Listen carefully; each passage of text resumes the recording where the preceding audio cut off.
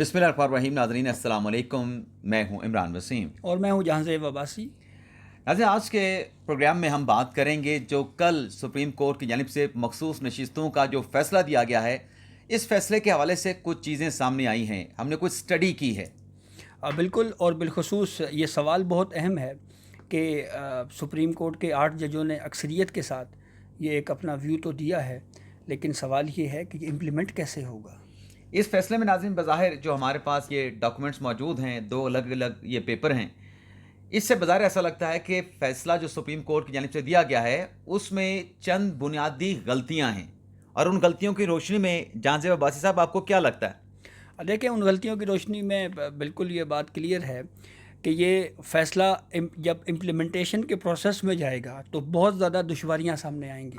और बिलखसूस supreme court ने वो रिलीफ दिया जो मांगा ही नहीं गया था, लेकिन अब आगे चल के इसके ऊपर जब ये इम्प्लीमेंटेशन का प्रोसेस इलेक्शन कमीशन में आएगा तो फिर क्या होगा। ये वो सवालात हैं जिसके ऊपर आज हम डिटेल से बात करेंगे और अपने नाजरीन को बताएंगे कि किस तरह से ये वो उम्मीदवार जो खुद कह रहे थे कि साडा तल्लुक सुन्नी इत्तेहाद कौंसल नाल है, और वो जो दुश्वारियां हैं वो जी कॉन्स्टिट्यूशन और जो कानून है उसकी अमलदारी के हवाले से हैं। तो ये सारी जो चीज़ें मैंने कुरीदी हैं, मैंने स्टडी की है, या फिर जहांज़ेब अब्बासी साहब जो डॉक्यूमेंट्स लेके बैठे हैं, एक एक करके वो तमाम चीज़ें आपकी खिदमत में पेश करने जा रहे हैं। लेकिन आज इस प्रोग्राम का आगाज़ करने से पहले सिर्फ मैं दो मुख्तसर सी चीज़ें आपकी खिदमत में पेश करना चाहूँगा। एक तो जो इद्दत निकाह केस का फैसला था, उसमें आज बानी पीटीआई और बुशरा बीबी साहिबा को जो है वो बरी कर दिया गया है। दोनों की जो अपीलें हैं वो एक्सेप्ट कर ली गई हैं। जो जज साहब थे अफजल मंजूका साहब, उनकी तरफ से दलाइल मुकम्मल होने के बाद फैसला महफूज किया गया था और अब से कुछ देर पहले ये फैसला अनाउंस कर दिया गया है। इसके अलावा नाजरीन, जो आज अडयाला जेल में 190 मिलियन पाउंड केस की जो समाअत हुई है, उस केस की समाअत का अहवाल तो नेक्स्ट व्लॉग में आपकी खिदमत में पेश करेंगे कि बयान जो आज वहाँ पे गवाहान पेश हुए हैं, उनकी तरफ से क्या स्टेटमेंट दी गई है इमरान खान के खिलाफ और बुशरा बीबी साहिबा के खिलाफ जो एनसीए ने रकम पकड़ी मलिक रियाज हुसैन की। लेकिन इस केस के बाद नाज़रीन, जो बानी पीटीआई ने गैर रस्मी गुफ्तगू की है सहाफ़ियों के साथ, उस गुफ्तगू में जिसमें मैं इन्वॉल्व भी करूँगा जहांज़ेब अब्बासी साहब को, इमरान खान साहब ने एक बड़ी अहम बात की है। वो बात नाज़रीन ये है कि जो मौलाना फजल रहमान साहब बात किया करते थे कि जो इलेक्शन हुआ है उस इलेक्शन में धांधली हुई है, और मौलाना फजल रहमान साहब ये तकाजा करते थे कि मुल्क में दोबारा री इलेक्शन करवाया जाए। लेकिन तहरीक इंसाफ का मुतालबा ये हुआ करता था कि री इलेक्शन नहीं होना चाहिए, फार्म 45 का ऑडिट करवा लें और हमारा मैंडेट हमको वापस कर दें। लेकिन आज इमरान खान साहब ने कुछ मुख्तलिफ बात की है। मैं अच्छा। पढ़ देता हूँ कि इमरान खान साहब क्या कह रहे हैं। जहांज़ेब अब्बासी साहब, खान साहब इनकार कर बैठे हैं। खान साहब कहते हैं, जी ये नाज़रीन मुझे निकालने दें, ये आ गया जी, 2-3 मेरे पास फरले पहुँचे हैं अडयाला जेल से। एक तो ये है, इमरान खान साहब साथियों से गैर रस्मी गुफ्तगू में कहते हैं कि मौजूदा हालात में किसी जोड़ तोड़ का हिस्सा नहीं बनेंगे। अब हुकूमत में आने का कोई फ़ायदा नहीं। मुल्क बचाना है तो साफ शफाफ इंतखाबात कराने होंगे।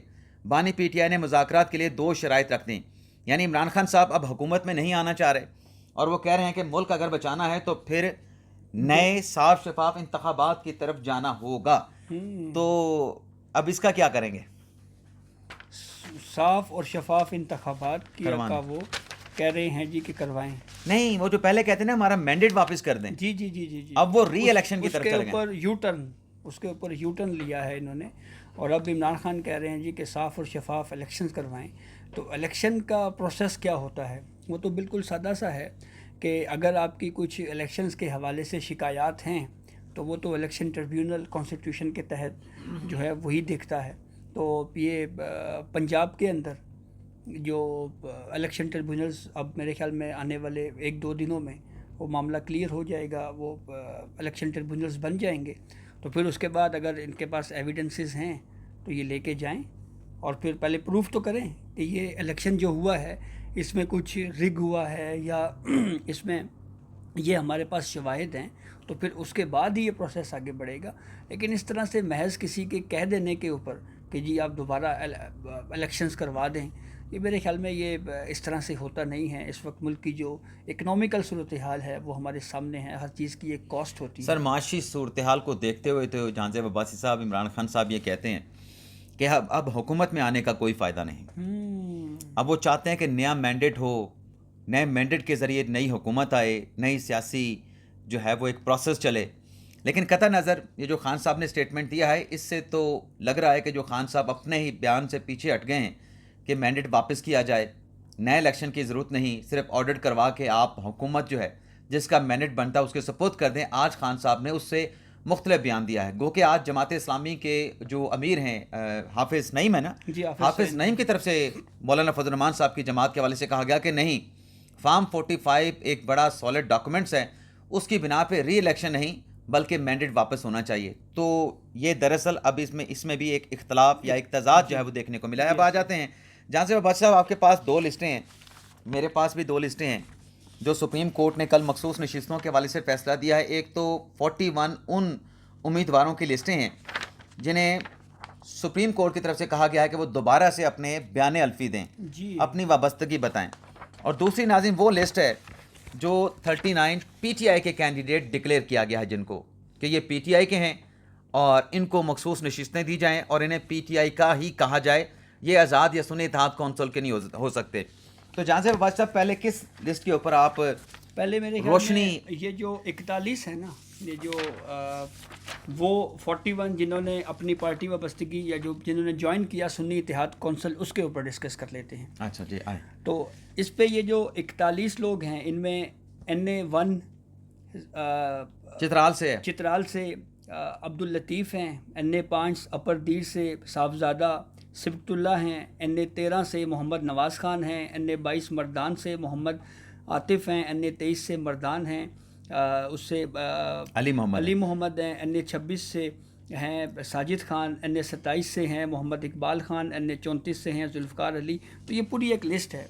तो इस पे मैं सिर्फ एक कमेंट इमरान ये ज़रूर करूँगा कि ये जो 41 लोग हैं जिसके ऊपर इस 8 रुकनी बेंच ने ये कहा है कि आप 15 दिनों में जो है वो इलेक्शन कमीशन में जाएं और अपनी पार्टी वाबस्तगी को ज़ाहिर करें, एक क्वेश्चन बहुत इंपॉर्टेंट होगा और वो ये होगा कि इनको पार्टी सरबराह की जानिब से सर्टिफिकेट दिया जाएगा।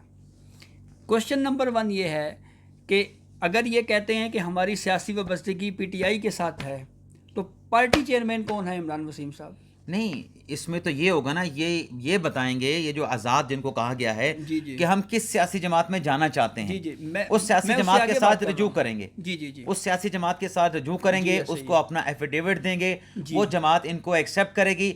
जो आप नुक्ता कह रहे हैं ना, अगर ये तहरीक इंसाफ में जाना चाहते हैं, पहले तो माजरत के साथ जान से अब्बासी साहब, आपने ये 41 वाली लिस्ट छेड़ दी। मैं चाह रहा था कि आप 39 वाली लिस्ट पहले छेड़ते, लेकिन अब चूंकि आपने मसले को छेड़ ही दिया है तो आ जाते हैं इस पे। ये 80 अरकान की लिस्ट है, ठीक है, ये 80 अरकान की लिस्ट है मजमूई तौर पे जो इलेक्शन कमीशन ने सुप्रीम कोर्ट में जमा करवाई थी। हम यहाँ पे सुप्रीम कोर्ट में देखते हैं कि जब भी कोई स्टेटमेंट आता है, कोई डॉक्यूमेंट्स आता है, एज ए होल उसको एक्सेप्ट किया जाता है। सही है, ऐसे होता है, बिल्कुल ऐसे ही एज ए होल। अब इस 80 की लिस्ट के मुताबिक 39 जो है वो सुप्रीम कोर्ट ने डिक्लेयर किए हैं कि वो पाकिस्तान तहरीक इंसाफ के हैं। कैसे डिक्लेयर किए हैं उस पर अभी थोड़ी देर के बाद हम बड़ी डिटेल में बात करने वाले हैं कि दरअसल उसमें भी क्या घोटाला चलता रहा, क्या खिचड़ी पकी हुई है, वो सारे एक एक करके डिस्कस करके आपकी खिदमत में पेश करेंगे।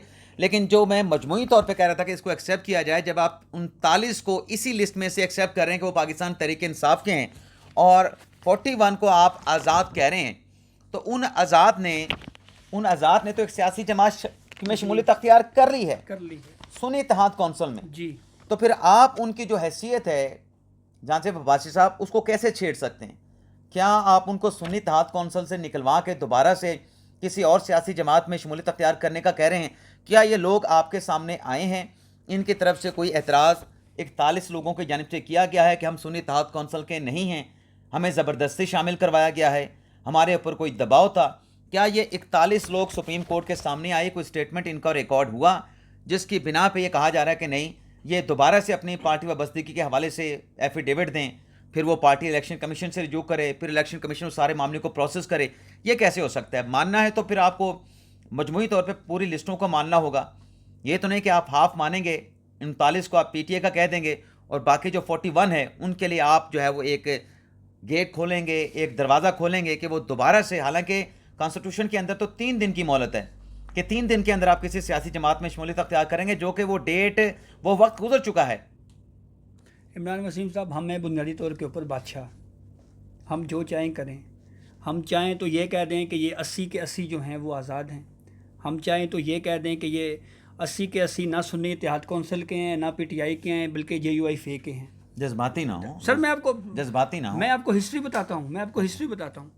हम चाहें तो ये भी कह सकते हैं कि जो वोट, मैं इसलिए कह रहा था जज्बाती ना हो, ये हमारा कोई पर्सनल मैटर नहीं है। सर, मैं आपको हिस्ट्री से बता रहा हूँ ना जी, हिस्ट्री से बता रहा हूँ।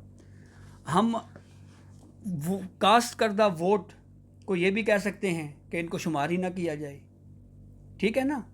हम ये भी कह सकते हैं कि 62(1)(f) में ये नहीं लिखा हुआ था कि नाअहली की मियाद कितनी है। हम ये भी कह सकते हैं कि नहीं जी, नहीं, नाअहली ताहयात होगी। तो भाई हम तो कुछ भी कह सकते हैं ना जी, हमारे पास नहीं तो फिर आप वो powers हैं। नहीं फिर आप ये कोड कर रहे हैं तो फिर वो भी तो बताएं ना। हम तो ये भी कह सकते हैं जनाब सबी साहब, आपको 3 साल के लिए इजाज़त है, आप कॉन्स्टिट्यूशन में जो मर्जी अमेंडमेंट कर लें। तो क्या पहले नहीं किया? ओहो, हमने तो मार्शलाओं को कहा कि आपने हमसे क्या मांगा है कि आप हमारे इकदाम की तौसीक करें कि मार्शल जायज़ है। उन्होंने कहा नहीं, ये आपने थोड़ा मांगा है। हम न सिर्फ आपके मार्शल लॉ को वैलिडेट करते हैं, बल्कि उसके साथ साथ की बात कर रहे हैं, बहुत सारे हुए हैं। ये नहीं ये पर्टिकुलर जो आप बात कर रहे हैं, ये कौन से मामला की बात कर रहे हैं? मैं आपके सामने एक और पॉइंट रखूंगा। ये 99 में ज़फ़र अली शाह वाली जो पिटीशन तो आई, ज़फ़र अली शाह, तो ये तो केस तकरीबन कोई मिलता जुलता एक ही नोयत का हो जाता है। यहाँ पे सुन्नी इत्तेहाद कौंसिल नशिस्तें मांगनी आई थी, नशिस्तें तहरीक इंसाफ को मिल गई। वहाँ पे ज़फ़र अली शाह आया था मार्शला के खिलाफ डिक्लेरेशन लेने के लिए। कहा कि आइन में जिस तरह की तरमीम करना चाहें वो भी कर सकते वो हैं। बजाय इसके कि दरख्वास्त गुजार के हक में फैसला होता या उसके खिलाफ होता, वो परवेज़ मुशर्रफ के हक में फैसला हो गया। बिल्कुल बिल्कुल ऐसे ही है। तो अब मेरे ख्याल में इस यहाँ से शुरू कर लिया जाए फिर, आपकी इजाज़त से। 39 वाली जो लिस्ट है, हाँ, 39 से मेरे ख्याल में शुरू करें और एक एक बताएं कि अपने ये जो कहा गया है सुप्रीम कोर्ट के फैसले में कि ये 39 जो हैं वो पाकिस्तान तहरीक इंसाफ के हैं। तो अब आप बताएं कि ये 39 का एक एक करके बताएंगे आप, और आप देखने वालों ने, आप नाजरीन ने ये सुनना है बड़े गौर के साथ कि जाज़िब अब्बासी साहब बताने क्या जा रहे हैं, अच्छा, कहने क्या जा रहे हैं, पॉइंट आउट क्या करने जा रहे हैं। अच्छा, एक तो आप ये ज़रा उस ऑर्डर को, जो ऑर्डर ऑफ द कोर्ट है, उसको सामने रखें। उस ऑर्डर में ये कहा हुआ है कि ये 39 इन्होंने किसी भी कॉलम के ऊपर अगर कहीं एक दफ़ा पीटीआई लिख दिया है ना, तो बस फिर वो पीटीआई के हैं। अच्छा, हाँ, ये बिल्कुल ये लिखा गया कि अगर उन्होंने अपने नॉमिनेशन पेपर में सिर्फ पीटीआई लिख दिया है और पीटीआई किसी भी कॉलम में लिख दिया है, मिसाल के तौर पे जो पार्टी से एफिलेशन का कॉलम होता है, आपने सिर्फ लिख दिया है पीटीआई, लेकिन आपने उसकी वाबस्तगी का सबूत नहीं दिया, उस पार्टी ने आपको सर्टिफिकेट नहीं दिया कि आप उसकी पार्टी के हैं, आप उस पार्टी के नहीं, यानी पीटीआई के हैं या पीटीआई के नहीं हैं, और साथ में डिक्लेरेशन भी सेक्शन 66 का नहीं आया, उसके बावजूद भी, यानी ये जो कानूनी तकाजे हैं इलेक्शन एक्ट के, ये पूरे अगर नहीं हुए, महज अगर एक साफ कागज़ पे एक कॉलम के अंदर ये लिखा गया है कि ये पीटीआई के, उनको पीटीआई का कंसीडर कर लिया जाए। अब एक एक करके बता भी दें कि आप अब पहले क्या निशानदेही करना चाहते हैं। जी, पहले तो चलते हैं जी NA 2 सवात 1 के ऊपर जी, ठीक है। अमजद अली खान है जी यहाँ पे रिटर्न कैंडिडेट। इन्होंने ज्वाइन की थी सुन्नी इत्तेहाद कौंसिल जी, कागजात नामजदगी इन्होंने जमा करवाई, फिर इन्होंने एक स्टेटमेंट जमा करवाया ऑन ओथ, और उसमें इन्होंने कहा जी कि मेरी वाबस्तगी पीटीआई से है, ठीक है। फिर जो इलेक्शन एक्ट के तहत पार्टी सर्टिफिकेट या पार्टी एफिलिएशन है वो भी इनकी पीटीआई है, ठीक है, ठीक है। फिर उसके बाद इन्होंने एफिडेविट दिया सेक्शन 66 के तहत, उसमें भी पीटीआई कह दिया, ठीक है। फिर इन्होंने इंतखाबी निशान के लिए दरख्वास्त भी दी और उसको कैटल दे दिया गया। यानी इनका जो नॉमिनेशन पेपर है वो बिल्कुल मुकम्मल है अमजद अली खान साहब का NA सवात 2 से जी। अब अगले पे आ जाएं, NA 3 सवात सलीम रहमान सुन्नी इत्तेहाद कौंसिल में शमूलियत इख्तियार की, लेकिन इनके डॉक्यूमेंट्स में आप क्या कहते हैं? इनमें इन्होंने जो स्टेटमेंट नॉमिनेशन पेपर्स में जमा करवाई ऑन ओथ, उसमें कहा जी पीटीआई से हूँ, नंबर 1। अच्छा जी, पार्टी सर्टिफिकेट नील नहीं दिया इन्होंने। अच्छा, फिर इन्होंने सेक्शन 66 के तहत जो सर्टिफिकेट देना होता है, जो लॉ की रिक्वायरमेंट है, उस पर भी इन्होंने नील कहा, और फिर उससे आगे पार्टी सिंबल की कोई दरख्वास्त नहीं दी, और फिर उसके बाद इनको इंतखाबी निशान दे दिया गया ज़ुबान। अब इसमें नाज़रीन जो जाज़िब अब्बासी साहब ने बताया है कि इन्होंने जब अपने नॉमिनेशन पेपर फाइल किए सलीम रहमान साहब ने NA सवात से, तो इन्होंने अपना एक डिक्लेरेशन, एक सर्टिफिकेट दिया अपनी तरफ से कि मैं पाकिस्तान तहरीक इंसाफ का हूँ, लेकिन ये भी आप अपने जहनों में रखें, तमाम सुनने वाले हमारे जो मुअज़्ज़ज़ हमारे नाजरीन, हमारे दोस्त भाई बहनें हैं, कि एक हल्के से ये नहीं होता कि एक ही जमात का एक ही कैंडिडेट इलेक्शन लड़ रहा हो। एक ही जमात के मल्टीपल कैंडिडेट्स होते हैं। तमाम अपने उन नॉमिनेशन पेपर में लिखते हैं कि मैं पाकिस्तान तहरीक इंसाफ का हूँ, या मैं उसमें एक नवाज़ का हूँ, या पीपल्स पार्टी का हूँ। एक से ज़्यादा होते हैं, लेकिन कंसीडर वो होता है उस जमात का कैंडिडेट जिसको उस जमात की तरफ से पार्टी सर्टिफिकेट दिया जाए कि ये हम सर्टिफाइड करते हैं कि ये हमारी पार्टी का कैंडिडेट है और ये हम इसको टिकट भी दे रहे हैं। और फिर वो सेक्शन 66 का इलेक्शन एक्ट के तहत अपना एफिडेविट डिक्लेरेशन भी जमा कराता है। तो ये जो सलीम और रहमान साहब हैं, इन्होंने लिखा तो है, अपने तौर पे बताया तो है कि पीटीआई से हैं, लेकिन कोई सबूत पार्टी वाबस्तगी का नहीं दिया, कोई डिक्लेरेशन नहीं दिया, कोई टिकट नहीं दिया कि इनका ताल्लुक पाकिस्तान तहरीक इंसाफ से है। अगले पे आ जाएं जनाब। अब आते हैं अन्य 4 सवात से। सुहेल सुल्तान, इन्होंने भी जो अपनी तरफ से एक बयानी हल्फी दिया, उसमें कहा जी पार्टी वाबस्तगी पीटीआई से है। फिर सेक्शन 66 के तहत जो पार्टी का टिकट दे दिया, सर्टिफिकेट दे दिया। जी, पार्टी एफिलिएशन जो है वो पीटीआई कह दी। हाँ। फिर उसके बाद जो सेक्शन 66 के तहत इन्होंने एक एफिडेविट देना था, वो नहीं दिया। तो ये तो कानूनी रिक्वायरमेंट्स है ना, जहाँ से वासी साहब, साहब, वो कानूनी रिक्वायरमेंट है जो पूरी नहीं की गई, लेकिन सुप्रीम कोर्ट ने कर दी है ना रिक्वायरमेंट खुद। नहीं, चलो सुप्रीम कोर्ट का तो जाहिर सी बात है, वो तो सुप्रीम कोर्ट का एक फैसला है ना, लेकिन हम अब इस पे तो बात कर सकते हैं। अब कुछ हम स्किप करके आगे आते हैं। 41 अगर हम देखने लग जाएं तो मेरे ख्याल से बात बड़ी लंबी हो जाएगी। अब यहाँ पे आ जाते हैं, ये जो 7 के ऊपर है, NA-17 एबटाबाद से अली खान जदून, ये क्या कहते हैं? ये कहते हैं जी, बड़ी अजीब सूरत हाल है यहाँ पे, तो दिलचस्प सूरत हाल है। हाँ, इन्होंने जो ऑन ओथ डिक्लेरेशन दिया है उसमें कह रहे हैं कि मैं पीटीआई से भी हूँ और प्लस आज़ाद भी हूँ। अच्छा, लेकिन से आगे तो असल खबर है, सुने ना, आगे इन्होंने जो पार्टी सर्टिफिकेट है वो भी नहीं दिया, एफिडेविट भी नहीं दिया। लेकिन सुप्रीम कोर्ट ने पता है क्या कहा है? सुप्रीम कोर्ट ने कहा है ये जो पीटीआई प्लस इंडिपेंडेंट है ना, ये जो इंडिपेंडेंट को हम लगाते हैं क्रॉस, और आप हैं पीटीआई के। नहीं, वो तो पीटीआई के हो गए, लेकिन जो बात यहाँ पे हो रही है जान से वासी साहब, लेकिन इसने वो पार्टी से वाबस्तगी का कोई टिकट तो ला के नहीं दिया ना, कोई सर्टिफिकेट नहीं ला के दिया, डिक्लेरेशन भी नहीं दिया। अब आप आ जाएं इसी तरीके से नंबर 10 पे और नंबर 11 पे।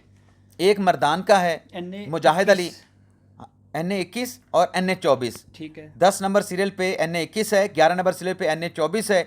एक मुजाहिद अली हैं, दूसरे अनवर ताज हैं। इन दोनों की तरफ से अपने जो खुद से इन्होंने स्टेटमेंट दिया, उसमें इन्होंने लिखा पीटीआई। अब जब वो एक कट ऑफ डेट होती है ना, वो इलेक्शन शेड्यूल में बाकायदा तौर पे जारी होती है कि आप इस डेट तक अपनी पार्टी वाबस्तगी का सर्टिफिकेट लेके आएंगे, आप अपना टिकट जमा कराएंगे। तो उस कट ऑफ डेट तक इन्होंने कोई पार्टी का टिकट नहीं दिया, ना इनको किसी सियासी जमात ने अपनी जमात के साथ मुंसलिक होने का सर्टिफिकेट दिया, और ना ही इनकी तरफ से जो एक डिक्लेरेशन होता है सेक्शन 66 का, वो भी इनकी तरफ से जमा नहीं कराया गया। आगे आ जाते हैं, हम देखते हैं सीरियल नंबर 17 NA-33, इस पे आप बताएं जी। पहले सीरियल 14 पे ना देख लें, चलें 14 देख लें। सीरियल 14 है NA-30 पेशावर, यहाँ पे हैं शानदाना गुलजार खान साहब। ठीक है, ये तो बड़ी प्रोमिनेंट है पाकिस्तान तहरीक इंसाफ की। 14, हाँ ठीक है। अच्छा जी, इन्होंने एफिडेविट दिया कि जी पीटीआई से हूँ, और जो पार्टी सर्टिफिकेट इन्होंने दिया सेक्शन 66 के तहत, उन्होंने कहा जी कि मैं पीटीआई से भी हूँ और पीटीआई नज़रियाती से भी हूँ। यानी एक ही वक्त में 2 सियासी जमातों के जी क्या दिए इन्होंने पार्टी एफिलिएशन जो सर्टिफिकेट हैं वो 2 दे दिए, और फिर उसके बाद आगे जो मतलब 2 सर्टिफिकेट, एक तहरीक इंसाफ का, एक पाकिस्तान तहरीक इंसाफ नज़रियाती का ला के दे दिया, लेकिन डिक्लेरेशन कोई नहीं दिया कि मैं किस सियासी जमात से हूँ, दोनों से हूँ या एक से हूँ जी। तो यहाँ पे फिर सुप्रीम कोर्ट ने पीटीआई नज़रियाती को तो काटा लगा दिया, उन्होंने कहा नहीं पीटीआई से। ठीक, आगे चलें जी। ये 16 वाला देखेंगे आप जी, NA-32 पेशावर आसिफ खान। अच्छा जी, इन्होंने ये भी नहीं बताया कि ये किस पार्टी से नॉमिनेटेड हैं, हाँ, कागजात नामजदगी में। नहीं, खुद अपने आप को नॉमिनेट करना होता है ना, खुद को नॉमिनेट। इन्होंने जो बयानी हल्फी के तौर पे जो ओथ कमिश्नर के सामने या एक ओथ दिया जाता है बयानी हल्फी के सूरत में, उसमें इन्होंने ब्लैंक छोड़ा।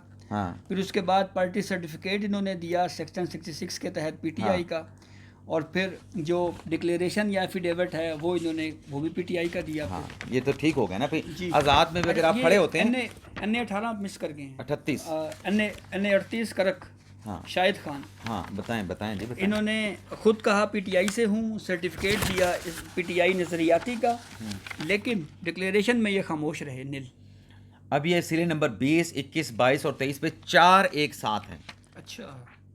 अब ये भी सिर्फ खुद इन्होंने दावा किया, इनका खुद का दावा है कि मैं पाकिस्तान तहरीक इंसाफ का कैंडिडेट हूँ। जी। आगे की सूरत हाल बताएं, आगे नाम बताएं, हल्का बताएं, बड़े प्रोमिनेंट इसमें रहनुमा हैं तहरीक इंसाफ के। ये एन 41 लकी मरवत से शेर अफजल खान, ये वही शेर अफजल मरवत है ना जी? वही तो इन्होंने खुद कहा पीटीआई से हूँ, पार्टी सर्टिफिकेट और एफिडेविट में इन्होंने टिकट शिकट कुछ नहीं दिया, कुछ भी नहीं, ना खामोशी। सर्टिफिकेट दिया, ना टिकट दिया, ना डिक्लेरेशन दिया जी। और ना ही इलेक्शन सिंबल मांगा, ना ही सिंबल मांगा।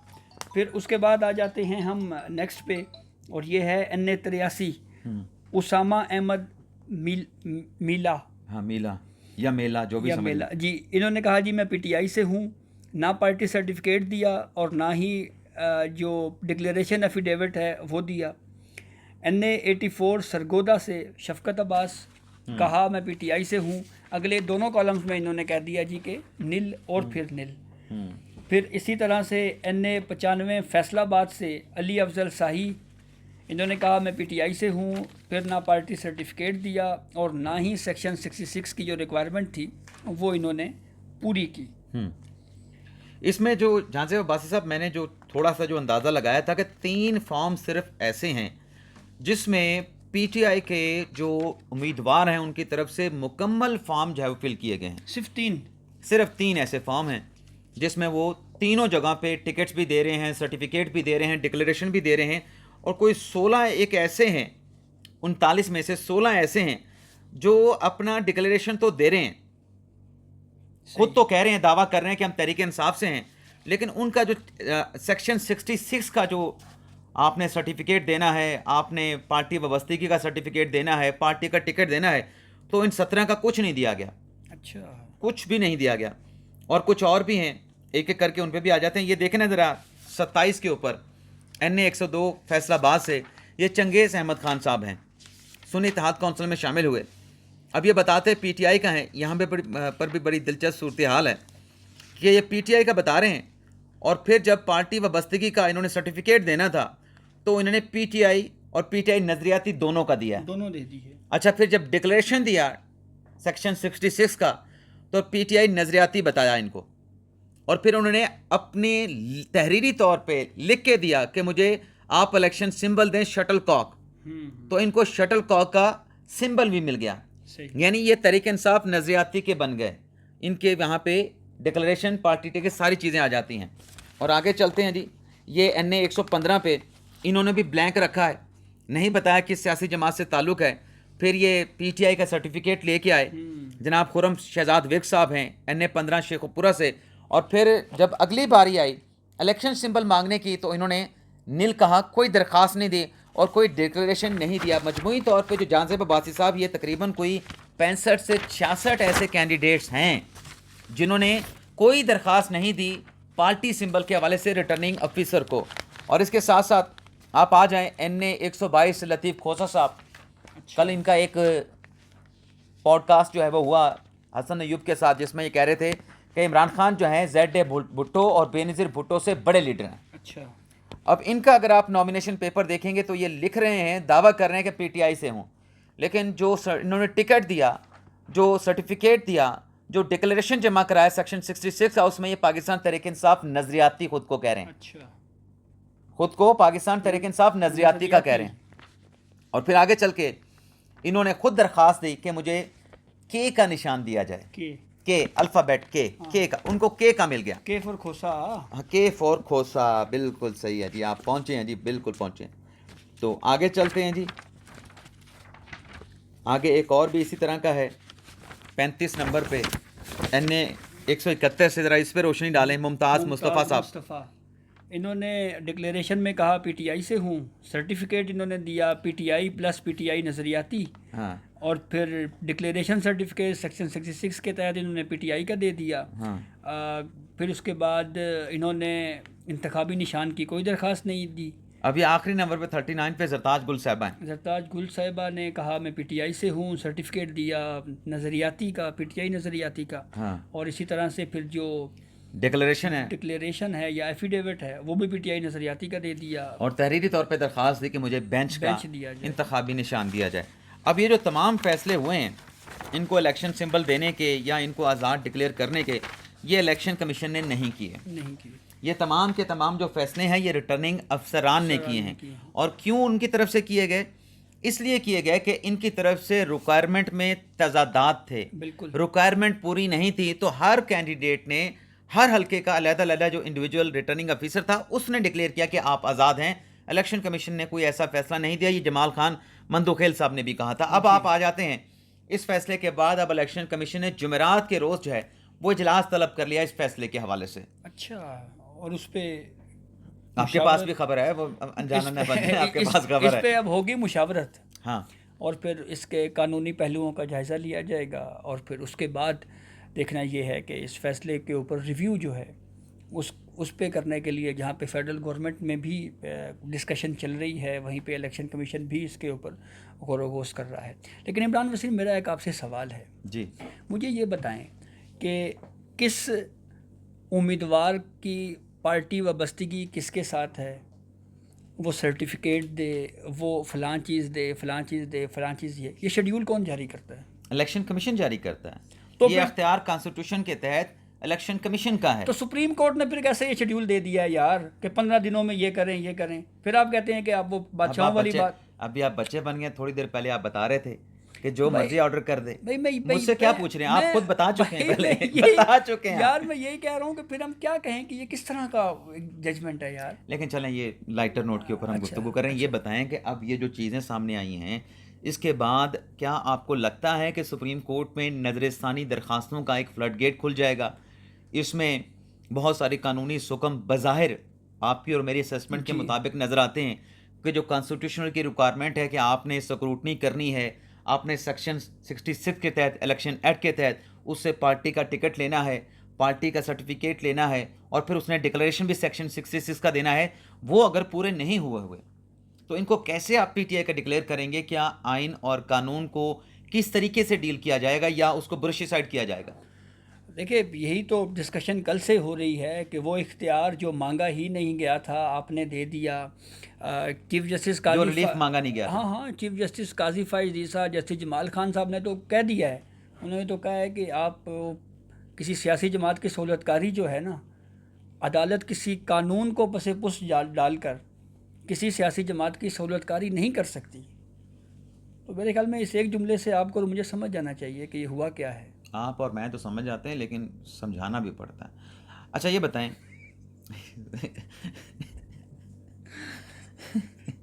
यार ऐसे किस बात पे आप हंसने वाली तो कोई गल नहीं, ऐसे ही आप मासूम बन जाते हैं। हंसने वाली तो कोई गल मैंने बात पूरी कर दी और आप कह रहे हैं नहीं लोगों को समझाने। नहीं, मैंने कहा आप और मैं तो समझ जाते हैं। लेकिन सब समझ गए हैं, वो सब समझ गए हैं। अच्छा ये बताएं, अब इसके ऊपर अगर क्लैरिफिकेशन चाहिए कि भाई इनके तो ये चीज़ें पूरी नहीं है, कागज़ ही पूरे कोई नहीं, तो वो कागज़ लेने के लिए सुप्रीम कोर्ट से रिव्यू करेंगे इलेक्शन कमीशन इनके कागज़ पूरे करने के लिए, या फिर इन लोगों से पूरे करेंगे? भाई अपने कागज़ पूरे करो, देखे ना। और शेड्यूल तो गुजर चुका है, अब दोबारा से ये नया शेड्यूल कोई जारी करने की तैयारियां मेरे ख्याल में सुप्रीम कोर्ट के ज़रिए सुप्रीम कोर्ट ने की हैं कि नया शेड्यूल जारी करो। अच्छा, आपको मैं एक चीज़ जो शुरू में मैंने आपको कहा था कि अब जब ये लोग जाएंगे और कहेंगे जी कि आप हमें पार्टी सर्टिफिकेट दें कि हमारी वाबस्तगी फ़लाँ पार्टी के साथ है, रिक्वायरमेंट तो यही है ना। तो असूल तो यही है कि जो पार्टी का सरबराह है वो लिख के देता है जी कि हाँ जी ये आप इस पार्टी से हैं, पार्टी सरबराह सर्टिफिकेट देता है ना, और कहता है जी कि ये फ़लाँ बंदा है, ये ए है, ये हमारी पार्टी से वाबस्ता है। हाँ, तो पार्टी सरबराह केड़ा है? पार्टी सरबराह तो सारा क्वेश्चन है। पाकिस्तान तहरीक इंसाफ का बुनियादी ढांचा है ही नहीं, ना चेयरमैन का पता है इलेक्शन कमीशन के रिकॉर्ड में, ना कोई चेयरमैन है, ना सेक्रेटरी जनरल है, ना कोई और ऑफिस बेरर है, तो कोई भी नहीं है।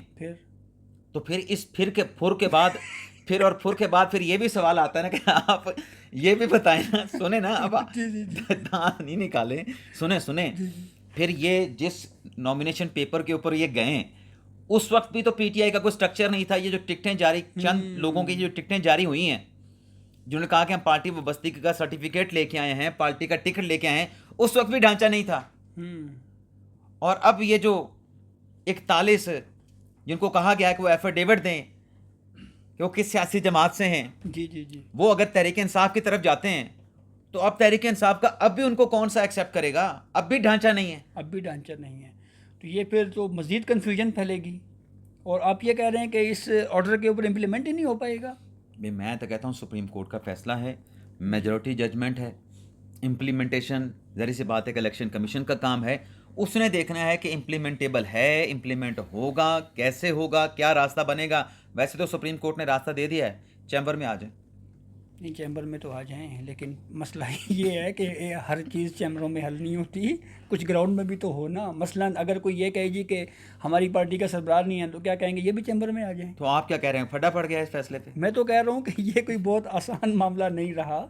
और दूसरी बात, सुप्रीम कोर्ट ने ये जो नया शेड्यूल जारी कर किया है कि दोबारा नॉमिनेशन पेपर जमा करवाएं, ये किस इख्तियार समात के तहत किया है? 187 के तहत ना। वो लिखा हुआ तो नहीं है ना यार, अपनी तरफ से आप कह रहे हैं 187 है। तो सर और क्या होता है जब आपके पास दरख्वास्त ये हो और आपके पास अली जफ़र इलेक्शन कमीशन में कह रहा हो, पेशावर हाई कोर्ट में कह रहा हो कि अगर ठीक है हमें नहीं मिलती, ठीक है नहीं मिलती, आप किसी को भी ना दें।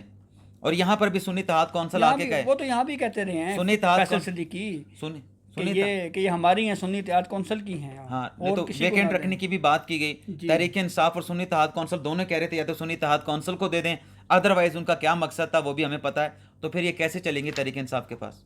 आपको पता है ना 187 में गई है ना, जब इस पिटीशन के ऊपर कोई लेकिन लिखा हुआ नहीं है ना, और जो ऑर्डर ऑफ द कोर्ट है ये अच्छा, एक जुमला का लिख देते। एक बड़ी खूबसूरत जजमेंट मेरे जहन में आ गई है। अच्छा, वो बंदे फारिग हुए थे, हजारों मुलाजमीन, सैक्ड एम्प्लॉयज। सैक्ड एम्प्लॉइज, जी जी जी जी, उनको बहाल नहीं किया था सुप्रीम कोर्ट ने। उन्होंने नजर सानी दायर की थी, भी आपके फैसले में गलती है जी, आप इसको रेक्टिफाई कर दें। सही है, वो रिव्यू सुप्रीम कोर्ट ने डिसमिस कर दिया। ठीक है, डिसमिस कर दिया था ना, फैक्चुअली यही बात है ना कि वो जी, रिव्यू जी। एक्सेप्ट नहीं किया गया था। नहीं किया, उस रिव्यू के जरिए मुलाजमीन को बहाल नहीं किया गया था। लेकिन उसी केस में, ठीक है, सो मोटो ले उसी लिया। केस में जब फैसला रिजर्व हो गया नजर सानी पे, सुप्रीम कोर्ट ने नजर सानी पे फैसला रिजर्व कर लिया। और जब फैसला अनाउंस किया और कहा कि हम नजर सानी की दरखास्तों तो खारिज कर रहे हैं, सही है। लेकिन सो मोटो लेके इस मामले का ये मुलाजमीन की फलां कैटेगरियाँ इनको बहाल भी कर रहे हैं। ठीक है, वो क्या फैसला था? वो फैसला यही था ना कि हम अपनी गलती नहीं मान रहे, दरखास्तों को हम डिसमिस कर रहे हैं, लेकिन बंदे ऐसे फिर भी 100 मोटेज बहाल कर रहे हैं। वो क्या फैसला था? तो ये वो 187 ही था ना, और क्या था? नहीं, तो ये कंप्लीट जस्टिस हुआ था ना ये 8 जजों ने सो मोटो लिया है। सर। 100 मोटो नहीं, 187 कंप्लीट जस्टिस के लिए 187 उन्होंने इस्तेमाल किया और आर्टिकल 184(3) में रिलीफ दे दिया। उन्होंने पहले 184(3) पे सो मोटो लिया ना जी, जी। फिर 187 का इतलाक किया। हाँ। तो यहाँ पे भी सो एक मोटो लिया मिसाल गया। के तौर पे मैंने आपके अच्छा। सामने रखा है कि यहाँ पर भी 100 मोटो नहीं हुआ था, 187 में चले गए। अच्छा। अब 184(3) के लिए तो वो प्रैक्टिस एंड प्रोसीजर कानून बन गया है, 187 का तो कोई कानून नहीं है ना। और ये तो यहाँ पे जो 8 जज हैं इसमें तो सर justice- वसी अख्तियारात हैं, सर, जहाँ से सुने बात सर ना। ना भूलें, 187 में वसी अख्तियारात हैं। और इसी आर्टिकल में हवा में ही सर, इतलाक। नहीं हवा में, इसी आर्टिकल 187 के तहत माजी में काजी फैसी साहब ने कहा कि वो कंप्लीट जस्टिस हुए जब डिक्टेटर्स को की तौसीक की गई। अच्छा वैसे तो इसमें ये तो हो जो- सकता है ना फिर। ठीक है, वो कुछ भी हो सकता है, लेकिन वो जो सैक्ड एम्प्लॉयज़ वाला जो इन्होंने 187 पे कंप्लीट जस्टिस के नाम के ऊपर जो ऑर्डर दिया था, उस पर इम्प्लीमेंट हुआ है? वैसे आपने सुना है? आप बताएं क्या खबर है? नहीं हुआ भाई। वो एप्टीट्यूड टेस्ट की शर्तें लगा दी, वो अभी तक वो मुलाजमीन बेचारे रुल रहे हैं। मतलब आप कहते हैं 187 का फैसला हुए होते अमल नहीं होता? अभी तक वो मुलाजमीन नहीं। मेरी इंफॉर्मेशन पिछले हफ्ते ये थी कि एक कंटेम्प्ट की पटिशन सुप्रीम कोर्ट में फिर आई हुई है कि इम्प्लीमेंट कोई नहीं कर रहा। मंसूर शाह साहब के पास लगी हुई थी। हाँ, मंसूर हाँ, शाह हाँ, साहब ने सुनने से इनकार कर दिया। उन्होंने कहा जी उसी बेंच के सामने भेजें जिसने ये फैसला दिया था अच्छा 187 में, और मैंने तो उसके साथ एग्री नहीं किया था। अच्छा, वो बंदयाल साहब वाला। तो हम मुलाजमीन बेचारे बंदयाल साहब को कहाँ से ढूंढें?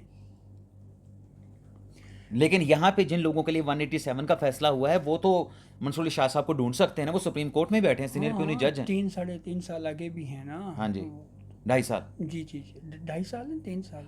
सर जब से उनका टेन्योर शुरू होगा तो इजाजुल आगे हसन तक साहब का फ़ायदा भी तो हुआ है ना मंसूर अली शाह साहब तो को। सर जी हाँ 3 साल हो जाते हैं। वो आप बीच में ऐड करें ना जी, उससे काफ़ी। अब क्या कहते हैं नजर षानी कब तक आ जाएगी? ये तो लग रहा है कि नजर षानी का केस तो बन रहा है आगे, अदरवाइज के सुप्रीम कोर्ट उसको कैसे डील करती है? रिव्यू का स्कोप आप जानते हैं, लेकिन रिकॉर्ड के ऊपर बहरहाल जो हमने जो चीज़ें भी डिस्कस की हैं ये नज़र तो आ रही हैं। मेरे ख्याल में नेक्स्ट वीक तक जो है वो इस पे कोई डिसीजन आ जाना है। जुमेरात को तो इजलास बुला लेना अगले हफ्ते, जी उसके बाद ढेर सारे, मुझे लगता है कि काफ़ी ज़्यादा लोग आएंगे, आएंगे, फ्लड गेट पूरा खुल जाएगा, फ्लड दरखास्तें गेट ढेर सारी खुलेगा हैं। और फिर चलें इजाज़त लेते हैं नाजरीन से। इजाज़त। नाजरीन इजाज़त दें, मज़ीद आखिर में क्या कहना है जहाँ से बस आप कुछ ऐड करना चाहते हैं? मैं बस सिर्फ यही ऐड करूँगा कि जब अदालतें वो रिलीफ देती हैं जो उनसे मांगा ना गया हो और उसके स्कोप से बाहर निकलती हैं, तो फिर वो अदालती फ़ैसले जो हैं वो माजी में हमेशा क्रिटिसाइज़ होते हैं, और उन फ़ैसलों को हिस्ट्री यही लिखती है कि इन फ़ैसलों में आइन को रीराइट करने की कोशिश की गई है और वो रिलीफ दिया गया है जो मांगा ही नहीं गया था। और इस तरह के फ़ैसले फिर वो जस्टिस जमाल खान और चीफ जस्टिस काजी फ़ायद ईसा के उसे मुख्तसर इख्तलाफी नोट की सिंगल लाइन कि ये हमारा काम नहीं बड़ा है जालिम है कि सोशल मीडिया, किसी खुदा की कसम। किसी एक सियासी जमात के लिए सहूलत का सोशल मीडिया बड़ा जालिम है जान से बबासी साहब। अच्छा ये सोशल मीडिया इसी केस के दौरान खबरें चलाता रहा कि काजी फायसा की इसके साथ कॉन्स्टिट्यूशनल अमेंडमेंट जुड़ी हुई है और उसमें जो जजेस की मुद्दतें मुलाजमत में तोसी होगी उसके beneficiary chief justice of Pakistan justice काजी फायसा हैं। अच्छा, जो दो हमारे साथी ये बात कर रहे थे वो खुद अपनी खबर को निगेट कर रहे थे, क्योंकि वो खबर दे चुके थे कि काजी फायसा साहब ने हुकूमत को पैगाम दे दिया है कि मैंने एक्सटेंशन नहीं लेनी, मेरा ऐसा कोई इरादा नहीं, अगर मेरे लिए कर रहे हैं तो बिल्कुल ना करें, ये उन्होंने खबर दे दी थी। अच्छा अब उसके बाद अपनी खबर से हटके वो कह रहे हैं कि एक्सटेंशन के बेनिफिशरी काजी फायसा साहब होंगे, और उसमें आप ये देखें वही हमारे साथी ये बात कर रहे हैं कि जस्टिस मंसूर अली शाह ये नहीं चाहेंगे कि वो 2 साल ताखीर से या 2-3 साल ताखीर से चीफ जस्टिस बने।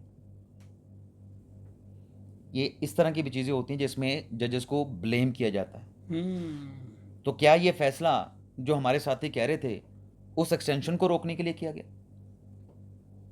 वो एक्सटेंशन जो थी नहीं, बिल्कुल, ये तो फिर यही हुआ, टेबल ही नहीं थी। टेबल ही नहीं थी, हवा में कोई एक्सटेंशन थी और उस हवाई अब तो वजीर कानून ने भी एक्सटेंशन कह की। दिया है कि अच्छा, काजी फायसा साहब ने हमें कह दिया था कि मेरे लिए कुछ ना करें, मुझे कोई एक्सटेंशन नहीं चाहिए। वजीर कानून साहब की भी आंख मेरे ख्याल में लेट खुली है, उनको बहुत जल्दी ये स्टेटमेंट दे देनी चाहिए थी। जब ये प्रोपेगेंडा हो रहा था। जी बिल्कुल ये बिल्कुल गलती किसकी है? हुकूमत की अपनी। बिल्कुल बिल्कुल हुकूमत की गलती है, बिल्कुल। इजाज़त चाहते हैं नाजरीन, अल्लाह हाफिज़।